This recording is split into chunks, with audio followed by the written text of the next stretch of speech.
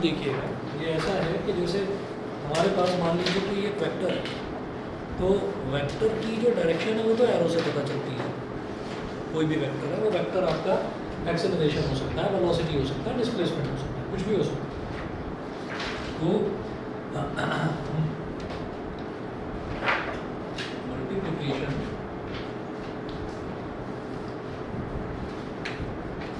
Multiplication of a vector by a real number of a vector by a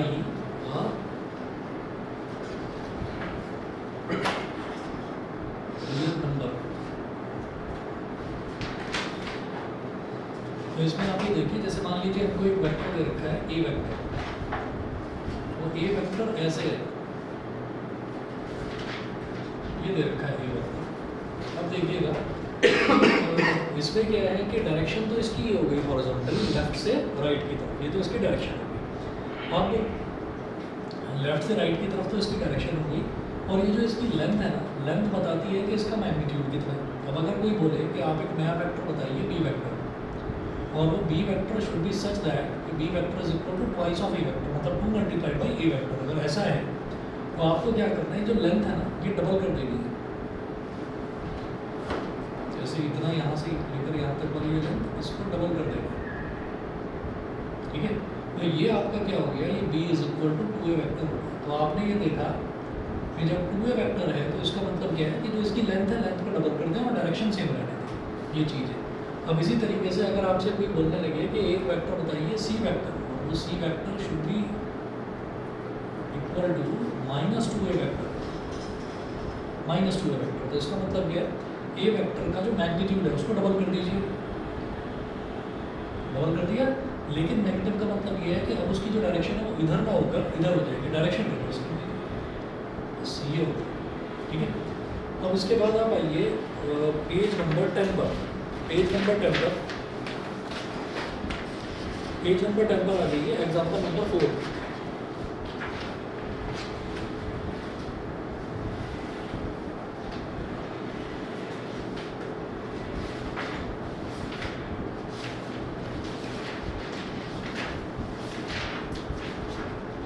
page number 10, example number 4। Example number 4 देखिए, इसमें है 2 forces of 5 Newton and 7 Newton act on a particle with an angle of 60 degree between them, with an angle of 60 degree between them. तो 2 forces दे रखी हैं हमको, 5 Newton और 7 Newton की, ठीक है। तो आप क्या करें, ये मान लीजिए पहली वाली फोर्स जो है इसको ए वेक्टर मान लो, ये हो गया 5 न्यूटन, 5 न्यूटन, या F1 वेक्टर बोल दो। वैसे जो दूसरी वाली है उसको F2 वेक्टर बोल दो, वो है 7 न्यूटन की, ठीक है। तो 5 न्यूटन है और 7 न्यूटन है, और दोनों के बीच में जो एंगल बन रहा है वो एंगल बन रहा है 60 डिग्री का, 60 डिग्री का एंगल है। तो यहाँ पर ले लीजिए ये एंगल दोनों के बीच में है 60 डिग्री, ठीक है। अब क्या करना है कि हमारे पास थीटा की वैल्यू 60 डिग्री है, तो क्या पूछ रहे हैं आपसे कि फाइंड द रिजल्टेंट फोर्स। तो रिजल्टेंट फोर्स में रिजल्टेंट फोर्स का मैग्नीट्यूड भी बताना है और उसकी डायरेक्शन भी बतानी है। तो मैग्नीट्यूड कैसे बताएंगे, F is equal to F1 square plus F2 square plus 2F1 F2 cos theta, ठीक है। ये अभी इसका मैग्नीट्यूड निकलेगा इस तरीके से, तो ये हो जाएगा अंडर रूट F1 स्क्वायर मतलब 5 का स्क्वायर, F2 स्क्वायर मतलब 7 का square, 5 square plus 7 square plus 2 into 5 into 7 into cos 60 degree. 5 square मतलब 25, 7 का स्क्वायर मतलब 49, 2 इंटू 5 इंटू 7 और कॉस 60 कितना हो गया 1/2, 2 से 2 कैंसिल आउट हो गया, 25 प्लस 49 प्लस 5 7 था 35, तो 35 plus 29 is 60, 60 plus 49 is 109, under root 109। Square root कैसे निकालेंगे इसका देखिएगा, 109 है, इधर से 2 डिजिट लेंगे, इधर से 1 डिजिट, फिर डेसिमल के बाद 2 डिजिट के आप पेयर बना लेंगे। तो 1 में 1 से जस्ट छोटा या उसके बराबर परफेक्ट स्क्वायर क्या 1 ही होता है, तो 1 1 सा 1, 1 में से 1 को सब्ट्रैक्ट करा तो 0 आ गया। अब ये 0 9 नीचे कॉपी कर लेंगे, यानी कि 9 आ गया। 1 में 1 को मल्टीप्लाई करा था तो 1 आया था, अब 1 में 1 को ऐड करेंगे, ठीक है। तो ऐड करेंगे तो इधर 2 आ गया, ठीक है। अब 2 के आगे क्या लगाएं कि 9 आ जाए, हम ये कहेंगे अगर 2 के आगे 1 भी लगा दिया तो भी 21 बनता 21 हो जाएगा, है ना। तो भी 21 बनता 21 हो जाएगा। तो ये तो बड़ी वैल्यू आ जाएगी। तो हमें क्या करना है 2 के आगे 0 लगा देना और फिर उसको 0 से ही मल्टीप्लाई कर देना, ठीक है। अगला जो भी डिजिट हम उतारेंगे वो डेसिमल के बाद होगा, तो इसलिए डेसिमल लगा देंगे। तो 20 में 0 को मल्टीप्लाई कर दीजिए तो 0 आ गया है, 20 0 सा 0, समझ गए ना। कोई जो भी नंबर होता है, जैसे हमने क्या करा, पहले 1 में 1 को मल्टीप्लाई करा था तो 1 आ गया, अब 1 में 1 को ऐड कर दिया तो 2 आ गया। अब 2 के आगे एक एक करके नंबर लगाकर चेक करना है, तो 2 के आगे 1 लगाएंगे तो 21 बन गया, फिर उसको 1 से ही मल्टीप्लाई करेंगे 21 को, तो रिजल्ट आ गया 41। ऐसे ही 2 के आगे 2 लगा दो तो फिर 2 से ही मल्टीप्लाई करो तो ये आ गया 44। तो ये जो भी है 9 से बड़ा, मुझे 9 से छोटा चाहिए, तो फिर क्या करेंगे 2 के आगे 0 लगा दो और 0 लगाने के बाद फिर उसको 0 से ही मल्टीप्लाई करेंगे तो रिजल्ट विल बी 0। 9 - 0 इज 9। अब ये जो 2 0 है इनको नीचे कॉपी करो, ये क्या बन गया 900। 20 में 0 को मल्टीप्लाई करा था, अब 20 में 0 को ऐड कर दो तो क्या हो जाएगा 20। 20 के आगे कोई नंबर लगाना है, 20 के आगे 1 लगा दिया तो 201। अब इसको 1 से ही मल्टीप्लाई करेंगे तो 201 आ गया, तो बहुत छोटा है 900 से, ठीक है। 20 के आगे 4 लगाएं, 4 लगा दो, 4 4 सा 16, 1 के लिए 4 0 सा 0 और 1 4 2 सा 8 816। तो क्या करिए यहाँ पर 4 लिख दीजिए और यहाँ पर 4 लिख दीजिए, मतलब 204 को 4 से मल्टीप्लाई करिए, रिजल्ट इज 816। जब सब्ट्रैक्ट करेंगे कितना आ जाएगा 84 आ गया। यहाँ से 2 0 नीचे कॉपी करनी है हमने। अब 204 में 4 को मल्टीप्लाई करा तो 816 आया। अब 204 में 4 को ऐड करेंगे तो क्या आ जाएगा 208। 208 के आगे नंबर लगाइए कुछ भी, अगर 4 लगाते हैं 4 4 सा 16, 1 कैरी 4 8 सा 32 और 1 33, 4 0 सा 0 और 3 3 4 2 सा 8 8। सर इसको रूट में छोड़ सकते 336 नहीं, थोड़ा सा 2 डेसिमल प्लेस तक सॉल्व करेंगे, रूट में छोड़, ठीक है। तो ये रिजल्ट क्या आ गया 8336, 8336। बस आगे करने की जरूरत नहीं है, छोड़ दीजिए। 10.44 2084 को 4 से करा तो 10.44। तो ये जो रिजल्टेंट फोर्स है ये आ गई 10.44। फिर वो पूछ रहे हैं जब हमसे रिजल्टेंट फोर्स हमने निकाला, अब मैं रिजल्टेंट एंगल भी निकालूंगा। तो वो जो एंगल है वो कैसे निकलेगा, एंगल निकलेगा डायरेक्शन के लिए हम निकालते हैं tan बीटा, डायरेक्शन के लिए निकालते हैं tan बीटा। हाँ जी, tan बीटा का फॉर्मूला क्या होता है b sin theta upon a plus b cos b sin theta upon a plus b cos theta. अब देखिएगा यहाँ पर ये तो मेरे लिए a है और ये हमारे लिए b है, तो 5 सॉरी तो a है ना, तो 7 sin 60 अपॉन a कितना है 5 प्लस 7 cos 60, ये हो गया, ठीक है। ये मिटा दो, इसको या इधर कर रहा हूँ, चलिए।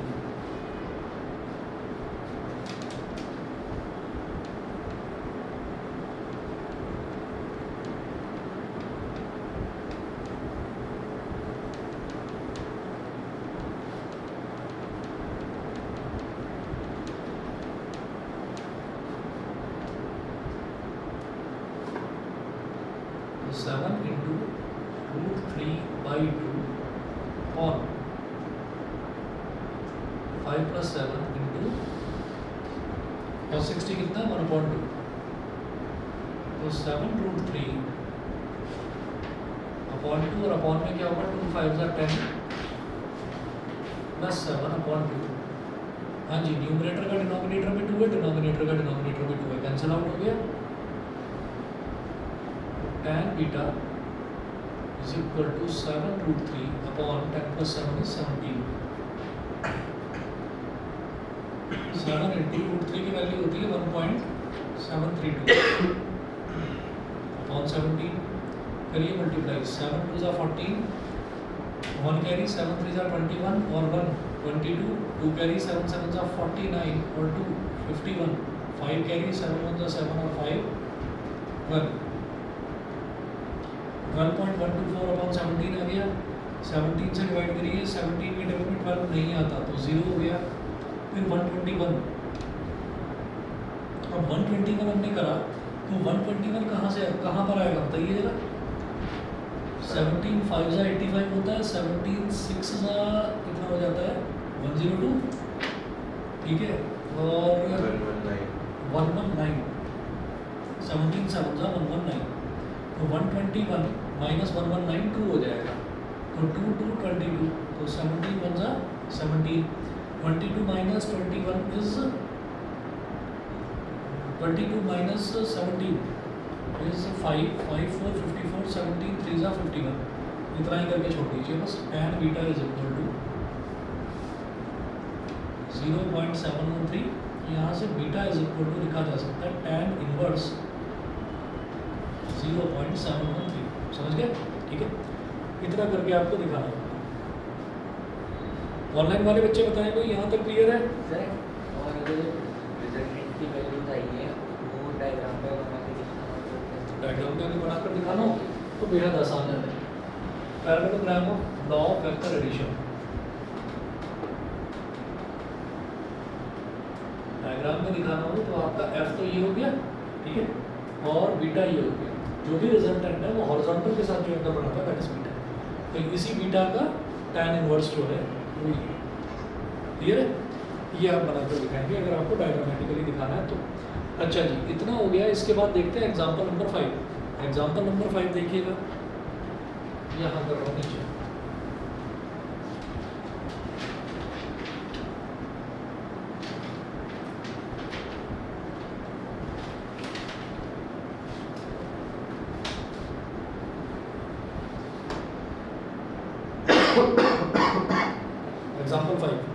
एग्जाम्पल 5 में है two vectors both equal in magnitude have their resultant equal in magnitude of the either, find the angle between the two vectors.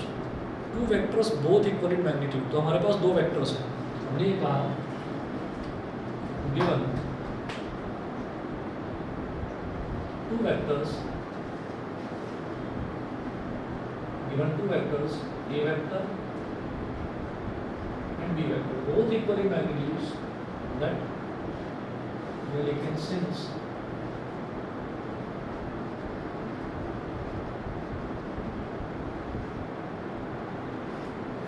equal in magnitude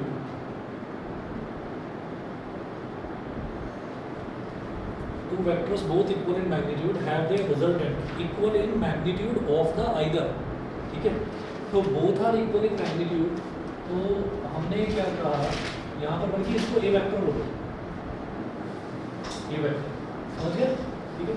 क्योंकि since both are equal in magnitude तो पहले vector को भी ए मान लिया, दूसरे vector को भी ए वेक्टर मान लिया। अब इसके बाद क्या है कि इन्होंने कहा कि उनका जो रिजल्टेंट है have their resultant equal in magnitude of the either, जो रिजल्टेंट है, रिजल्टेंट भी इनके मैग्नीट्यूड के ही बराबर आता है, मैग्नीट्यूड ऑफ either। either मतलब चाहे पहले दोनों में से कोई भी है तो दोनों का मैग्नीट्यूड तो सेम ही है, ए है ना। तो एज पर क्वेश्चन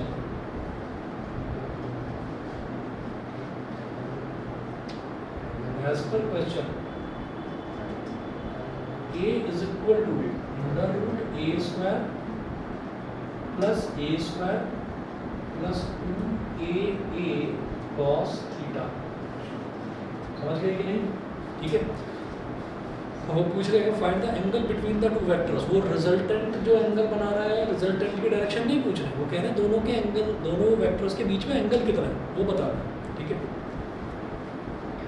तो भाई ए जो है A will be equal to A square plus A square is 2a square, इधर भी 2a स्क्वायर, और इधर cos थीटा। क्लियर है यहाँ तक? ठीक है, अब क्या करेंगे, अब ये जो a है इज इक्वल टू, ये पहला टर्म है, ये दूसरा टर्म है, इन दोनों में a स्क्वायर कॉमन आ रहा है, 2a स्क्वायर 2a स्क्वायर आ रहा है, ऐसे तो कॉमन, चलो 2a स्क्वायर ले, 2a स्क्वायर कॉमन ले लिया तो यहाँ ब्रैकेट में क्या बचेगा, 1 plus cos theta under root. ठीक है, अब जो ये a है, सर 1 प्लस कोस को 2 कोस स्क्वायर, हाँ वही लेंगे। अब ये जो a स्क्वायर है, ये a स्क्वायर स्क्वायर रूट से बाहर आ जाएगा, तो स्क्वायर रूट से बाहर आकर तो ये a हो गया, अंडर रूट में क्या बचा, 2 into 1 plus cos theta, a से a कट गया, इधर 1 बचा। ठीक है, अब क्या करें, स्क्वायर करोगे,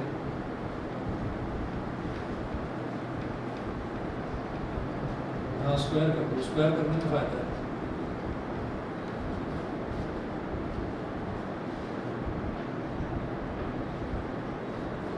squaring both sides,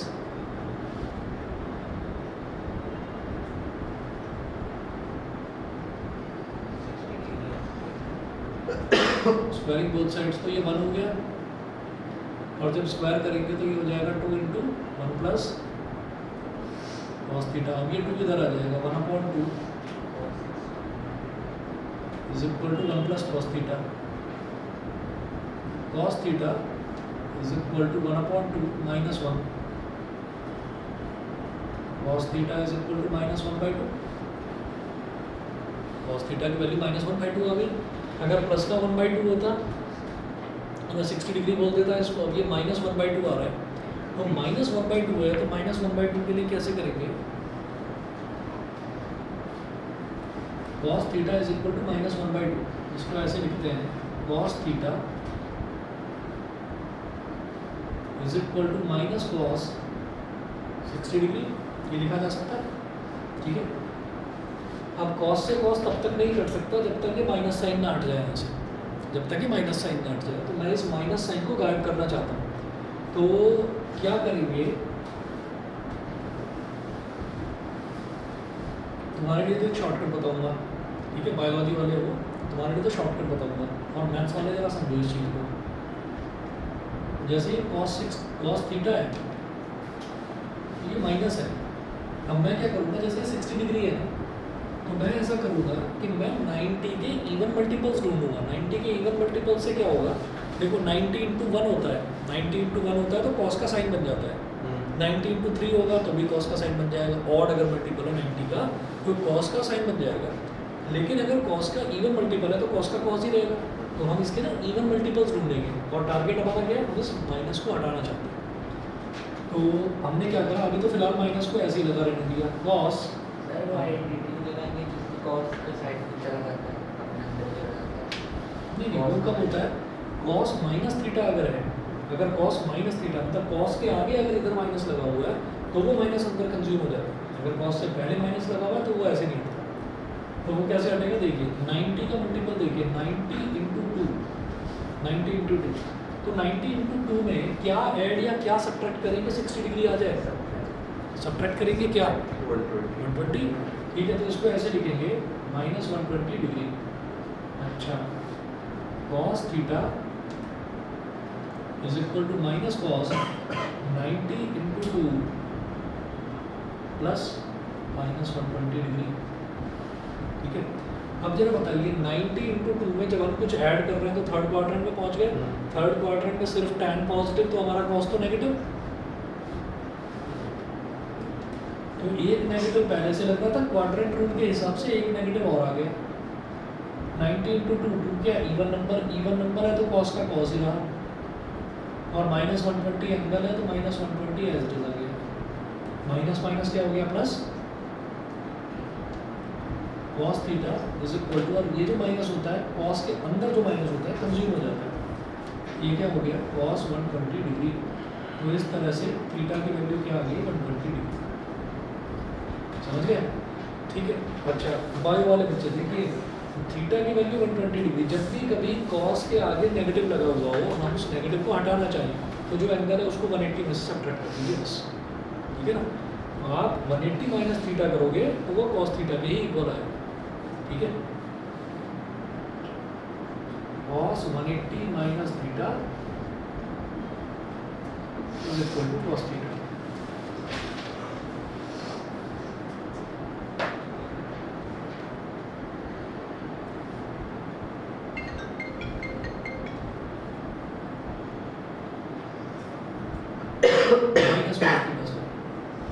minus cos theta, क्योंकि माइनस पहले से ही है ना। Cos 180 minus theta, cos 180 minus 120 करेंगे वो माइनस कॉस 120 आएगा, माइनस माइनस प्लस होगा, ठीक है। ये होगा।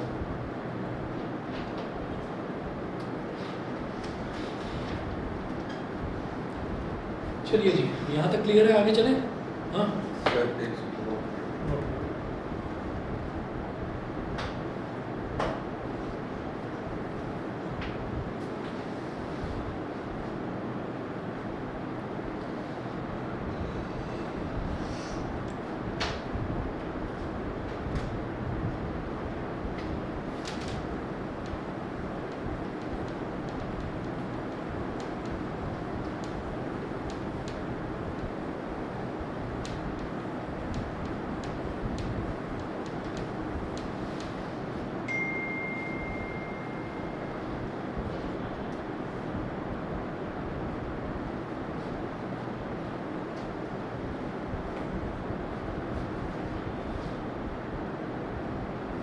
एग्जाम्पल नंबर 6 देखिएगा।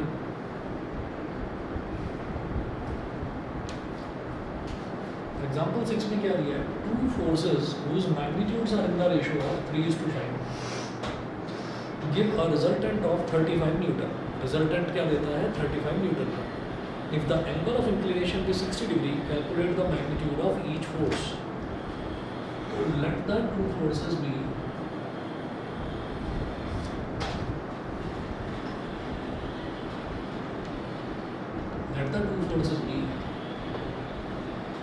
F1 vector and F2 vector. As per question,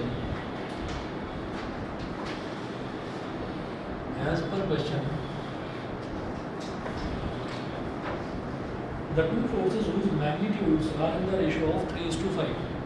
तो पहली वाली जो फोर्स है वो क्या है? F1, तो इसका मैग्नीट्यूड क्या हो जाएगा? 3x। दूसरी जो फोर्स है F2, इसका मैग्नीट्यूड क्या हो जाएगा? 5x। तो फोर्सेस जो हैं उनके जो मैग्नीट्यूड्स हैं वो 3:5 के रेशियो में दे रखा है। तो इसलिए मैंने पहली वाली फोर्स के मैग्नीट्यूड को 3x मान लिया, दूसरे वाले को 5x मान लिया। और वो क्या बोल रहे हैं? Give a resultant of 35 newton. तो रिजल्टेंट आ रहा है 35 न्यूटन का। F is equal to 35 newton. अब F कैसे निकालेंगे हम? √ F1 square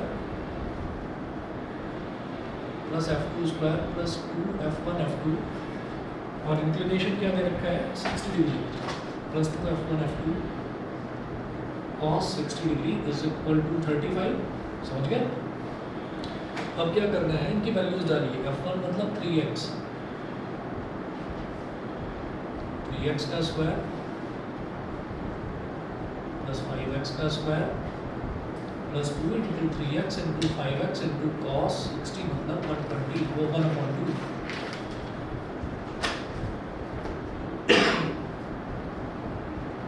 is equal to 35। 2 से 2 कैंसिल आउट हो गया,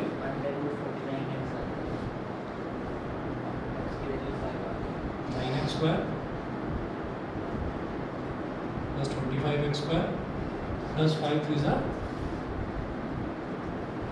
15x square is equal to 35। ठीक है, 25 प्लस 15 कितना हो गया? 40, और 40 प्लस 9 हो गया 49x square is equal to 35। जब इसका स्क्वायर रूट लेंगे तो ये क्या हो जाएगा? 7x is equal to 35। 7 1 जा 7, 7 5 जा 35। x की वैल्यू हो गई 5, x की वैल्यू 5 हो गई। अब देखिएगा, अब क्या है? कैलकुलेट द मैग्नीट्यूड बोल रहे हैं, calculate the magnitude of each force. हमें हर फोर्स की, दोनों फोर्सेस की मैग्नीट्यूड निकालना है। तो F1 कितना हो जाएगा 3 × 5 15, 3x मतलब 3 × 5 15 न्यूटन, और F2 कितना हो जाएगा 5x, 5x मतलब 5 × 5 25 न्यूटन।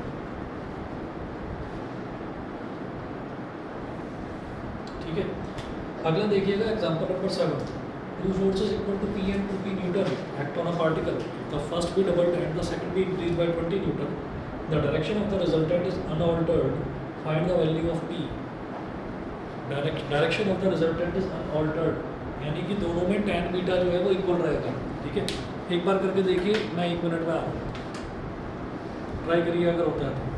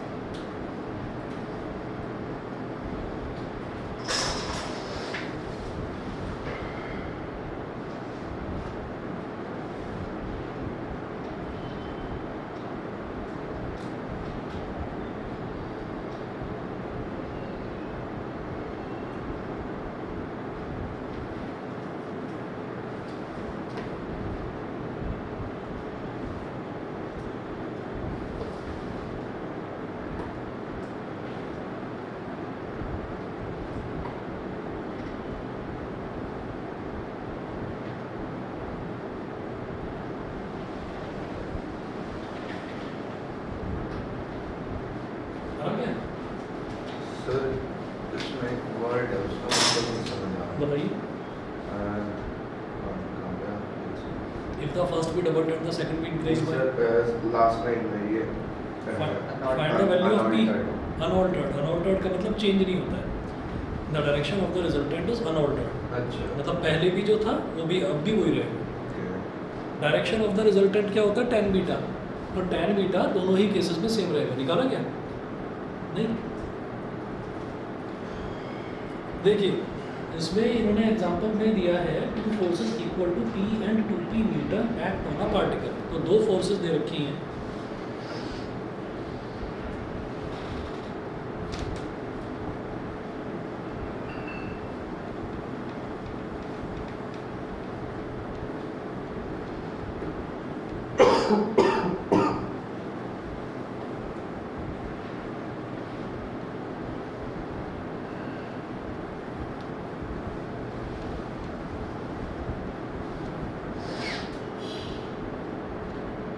दो फोर्सेस दे रखी हैं P और 2P।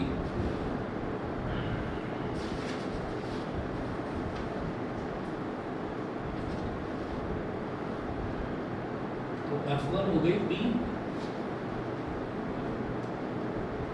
और F2 हो गई 2P। ठीक है, इन्होंने क्या बोला है कि two forces equal to P and 2P newton act on a particle if the first be doubled and the second be increased by 20 Newton, the direction of the resultant is unaltered। ठीक है, तो जो पहले वो था, हमने कहा कि let the angle between them be theta, let the angle between them be theta। तो F is equal to, F नहीं निकालना, सॉरी tan बीटा निकालना। tan बीटा क्या हो जाएगा d sin थीटा, यानी कि F2 sin theta e plus b cos theta, मतलब F1 plus F2 cos theta. तो tan beta is equal to 2p sin theta और p plus 2p cos theta. इसको बोल दिया हमने इक्वेशन का वन। ठीक है, फिर नया केस देखते हैं। Now F1 dash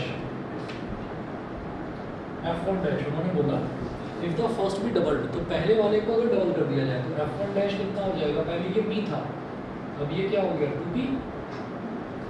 if the first भी डबल्ड एंड द सेकंड भी इंक्रीज्ड बाय 20 न्यूटन, तो सेकंड जो फोर्स थी उसको मैंने बोल दिया F2 डैश, तो it is increase by 20 Newton, मतलब 2P में पहले तो ये 2P था ही, अब इसमें 20 और ऐड कर दिया। ठीक है, ये हो गया। The direction of the resultant is unaltered. ठीक, तो जो tan बीटा है वो सेम रहेगा। ठीक है, अच्छा थीटा में दोनों, ये जो दोनों फोर्सेस हैं उन दोनों के बीच का जो एंगल है उसमें कोई चेंज नहीं करना है, वो कुछ नहीं दिया है। उन्होंने बोला कि बस उसका मैग्नीट्यूड डबल कर देना है और इसके मैग्नीट्यूड में 20 न्यूटन ऐड कर देना है, बस इतना है। Angle between F1 and F2 remains theta. F1 और F2 के बीच का जो एंगल है वो थीटा ही रहेगा। अब इसके बाद देखिएगा, हाँ F1 डैश है, F2 डैश मीन्स थीटा। तो अब क्या होगा, tan beta is equal to F2 dash sin theta upon F1 dash plus F2 dash cos theta.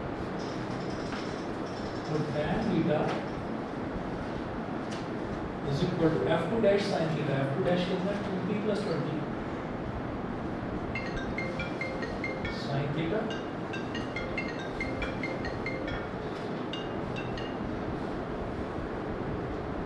हाँ जी,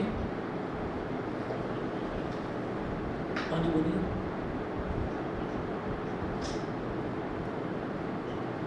नहीं जी नहीं, नहीं नहीं अभी नहीं।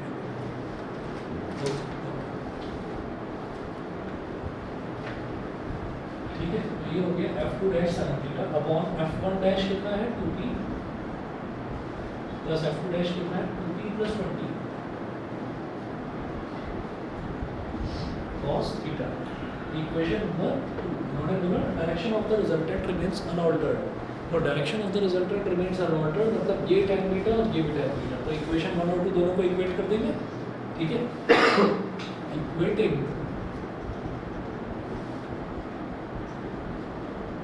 1 and 2 फर्स्ट और सेकंड दोनों इक्वेशंस को इक्वेट कर दीजिए।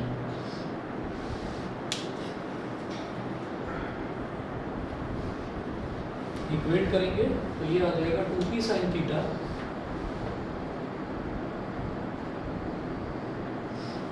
Upon p plus 2p cos theta is equal to 2p plus 20 sin theta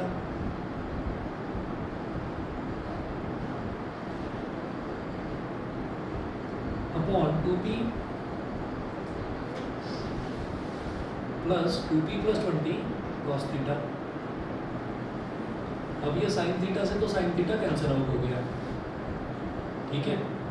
इधर न्यूमरेटर में 2p है, डिनोमिनेटर में है p plus 2p cos theta. तो p कॉमन ले लो तो यहाँ क्या बचेगा 1 plus 2 cos theta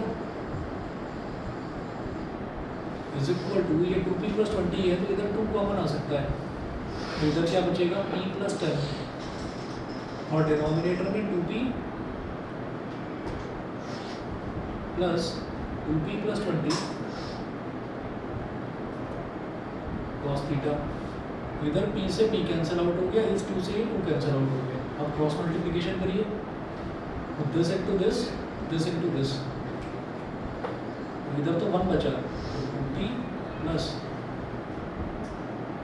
20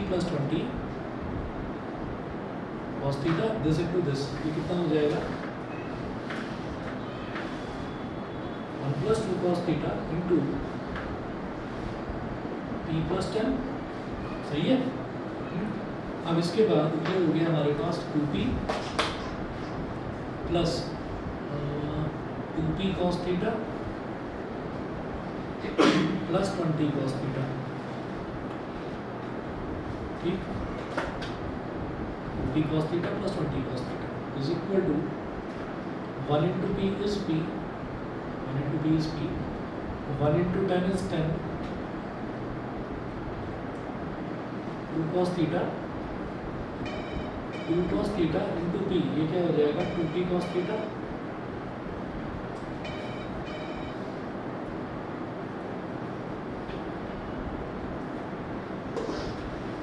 cos theta और 2 cos theta into 10 is 20 cos theta, plus का 20 cos थीटा प्लस का 20 cos theta cancel, 2p cos theta cancel. अब 2p is equal to p plus 10 बचा, p को इधर ले आइए, 2p minus p is equal to 10, तो p की वैल्यू कितनी आ गई 10 न्यूटन। न्यूटन में क्यों बोल रहा हूँ, क्योंकि फोर्स जो है फोर्स की यूनिट न्यूटन होती है, और उन्होंने वैसे भी बोला था कि जो सेकंड वाली फोर्स है उसमें 20 न्यूटन ऐड करना है, ये दे रखा था क्वेश्चन, तो इस वजह से रिजल्ट आ गया 10 न्यूटन। क्लियर है, ऑनलाइन वाले बताएं भाई सभी को clear.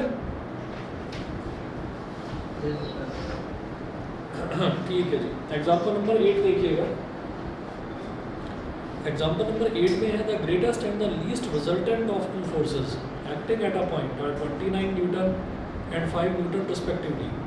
If each force is increased by 3 newton then find the resultant of two new forces acting at right angle to each other. अच्छा,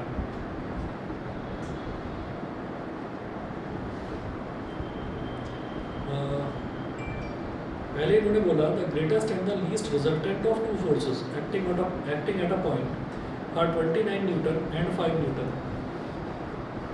रिजल्टेंट ग्रेटेस्ट कब हो सकता है, रिजल्टेंट ग्रेटेस्ट कब हो सकता है, जब हम रिजल्टेंट निकालते हैं किसी भी दो फोर्सेस का, कोई दो वेक्टर्स हैं, उनका रिजल्टेंट कैसे निकलेगा, under root A square plus B square plus 2ab cos theta.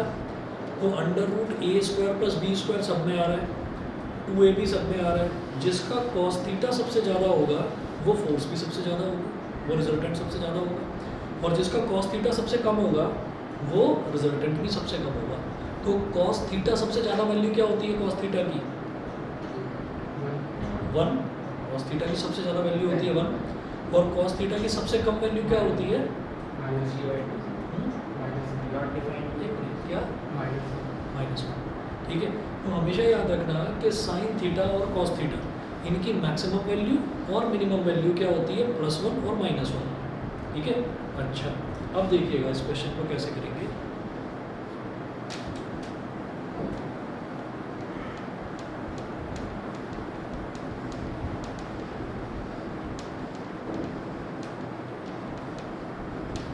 Example number 8 है ये।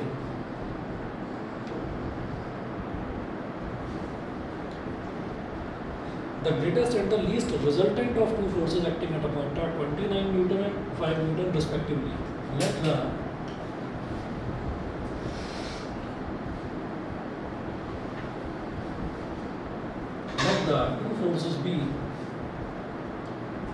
the two forces be 20 F1 vector and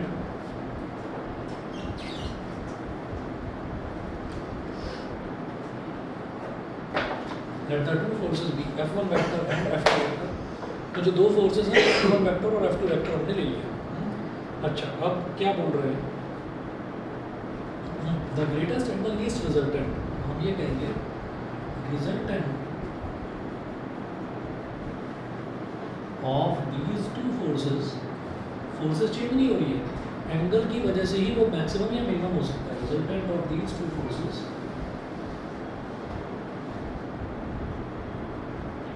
will be maximum when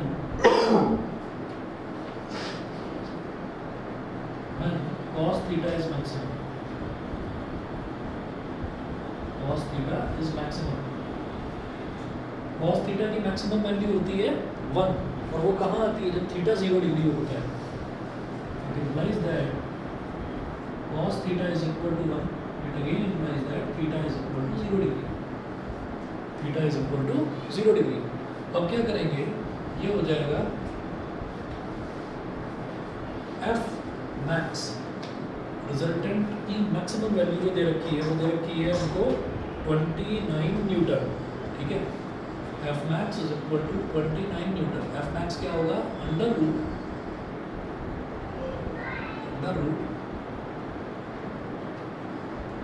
F1 square plus F2 square plus 2 F1 F2 cos 0 degree is equal to 29.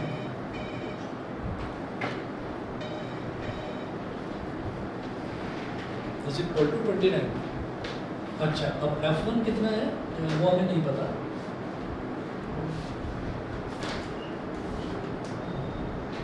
वो हमको नहीं पता है F1 और F2 कितना है।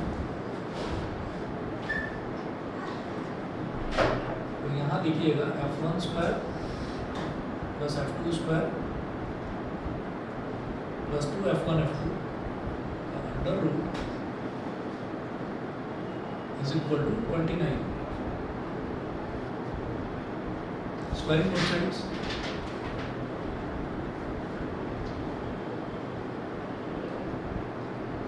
Squaring both sides F1 square plus F2 square plus 2 F1 F2 is equal to 29 का square. बताना क्या होता है? 841।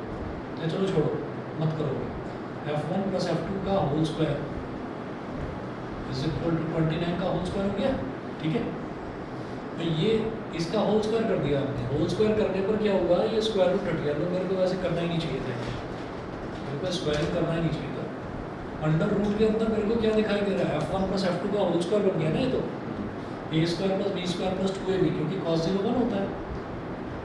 ये बन गया F1 प्लस F2 का होल स्क्वायर और इसका square root is equal to 29। तो स्क्वायर रूट से स्क्वायर कट जाएगा तो F1 plus F2 is equal to 29।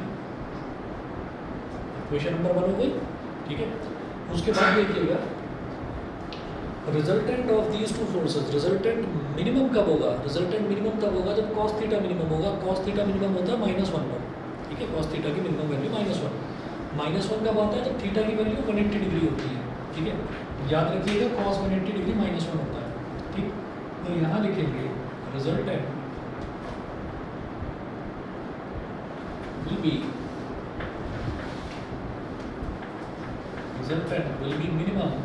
will be minimum when cos theta is minimum,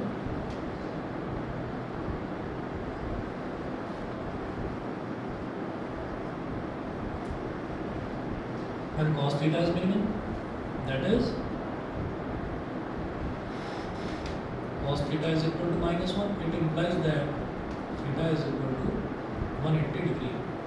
तो थीटा की वैल्यू क्या होगी? 180 डिग्री, ठीक। तो इसको लिखेंगे under root F1 square plus F2 square plus 2 F1 F2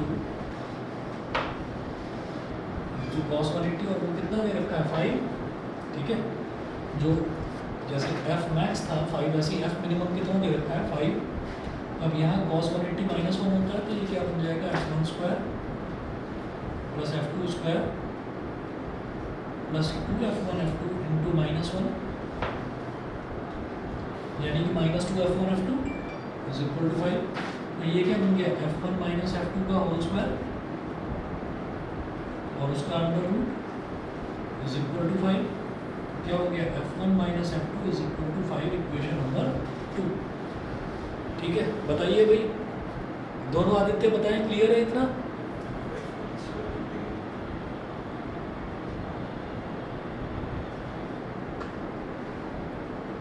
online वाले दोनों बच्चे बता दें भाई, क्लियर है, समझ गए? Yes sir.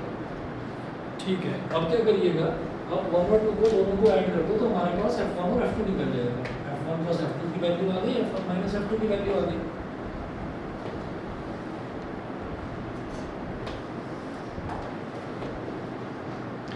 तो क्या करेंगे, ऐड 1 इंटू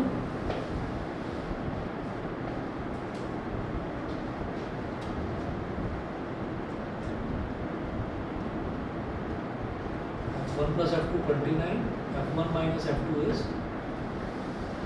5। ये दोनों कट गए, f1 plus f1 2f1 34, ये हो गया 17, ये हो गया 17 मीटर। इसी तरह से